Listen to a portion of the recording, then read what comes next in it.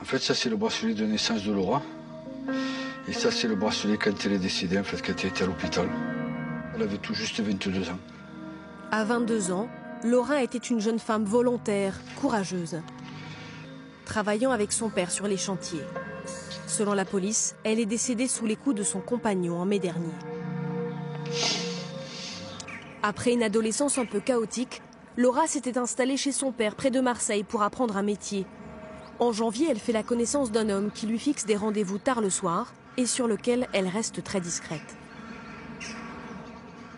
Son comportement a changé. En 3 semaines, effectivement, je ne reconnaissais plus ma fille.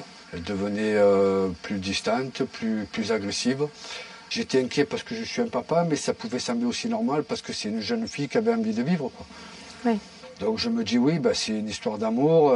Elle veut prouver aussi à son papa qu'elle a le droit de faire sa vie et d'être une adulte. Donc je respecte sa décision et je me dis pourquoi pas.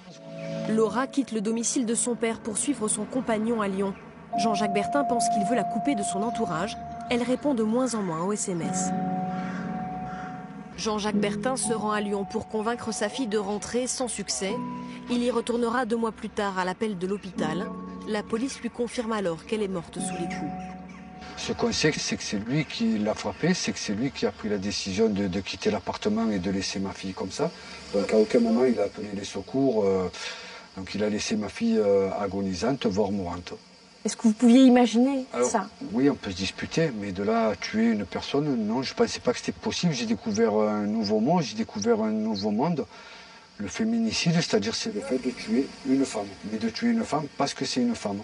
Ce n'est pas de la violence pour de la violence, c'est de la violence sur sa femme, sur une femme. Est-ce qu'on sait si c'est la première fois qu'il levait la main sur elle? Oui, ça s'était déjà produit. La semaine précédant son décès, elle a déjà subi des violences. Ce sont en effet des connaissances de Laura qui lui ont raconté ses précédents de violence. Je pense que ma fille avait été gênée, peut-être qu'elle avait honte. Peut-être qu'à force de rabaisser une femme, effectivement, qu'elle peut avoir honte de ce qui se passe. Et du coup, elle a peur d'en parler. Alors elle a peur d'en parler encore plus parce que personne n'en parle.